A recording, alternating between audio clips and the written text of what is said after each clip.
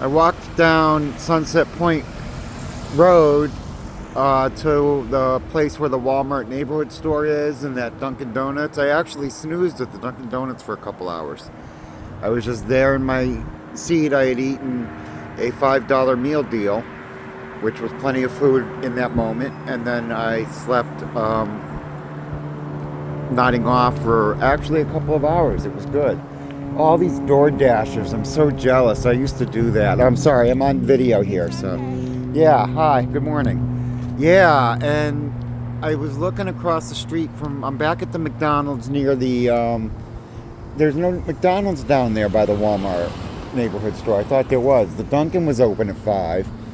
And then I walked back down here to the McDonald's at Hercules.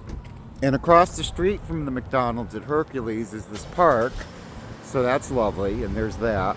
No overnight parking, of course. You can't be in the parks after sundown. The cops will come and they will tell you to move along. And you're the one that decides that encounter after that point. That's what people always don't seem to realize. They're the ones deciding how the encounter goes. And they tell all these stories, and I'm like, yeah, I wouldn't have done that. I would have done this, and then I wouldn't have ended up in Pinellas County Jail and then Pinellas Safe Harbor from the direction that they got there. I ended up in Pinellas Safe Harbor from my own unique direction. Oh, and Ms. Smith,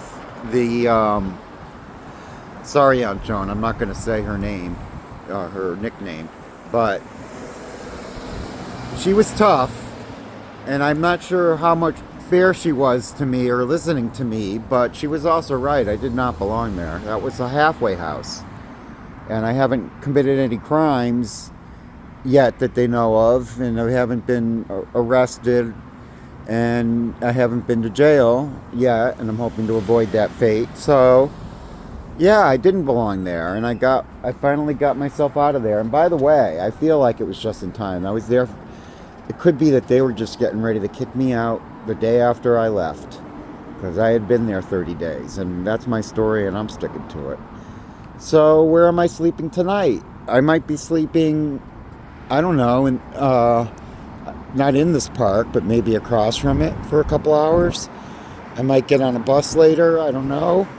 I have some tentative plans for today, but I haven't figured out exactly what I want to do with my 11:30 to 6:30 hours. And it's warmer today.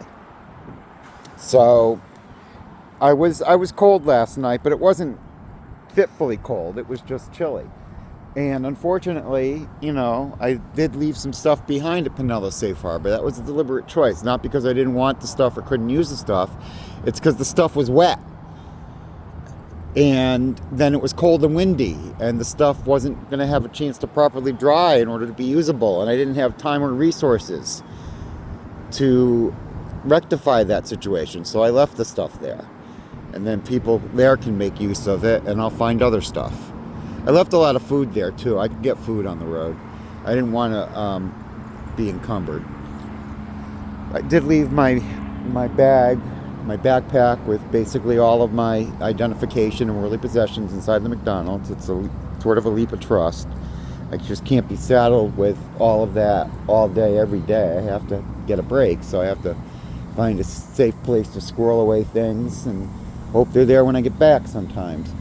I squirreled away my satchel, thanks to the lovely Gabby at Overtime. I'm not sure I'm supposed to broadcast this, but nobody from Overtime watches this anyway. And I was able to store the satchel with all of my, basically, if anyone would steal the satchel, they'd be very disappointed. It's basically got all my dirty laundry. And I took all the important things and put them in my backpack, which I carried with me. These are the things you have to learn on the road. And boy, I followed things up tremendously by losing my blue bag with the cross, with all my identification, and all sorts of other fun things. I'd love to get that back someday, but that's all replaceable. I need to get a state ID, I need to get an EBT card, but I did remember certain blessings. I can use the EBT card at Walmart because they're in their system. I could probably hook it up to Publix too, although I'd have to remember the number. I'm still having communications issues. So anyway, this is quite long, and no one will watch it, but it's sort of what I want to do for a living and what I want to do, so now we're doing it. This is around 9:45 on Saturday, and if you did watch, thanks for watching. Please like and subscribe. Back to you.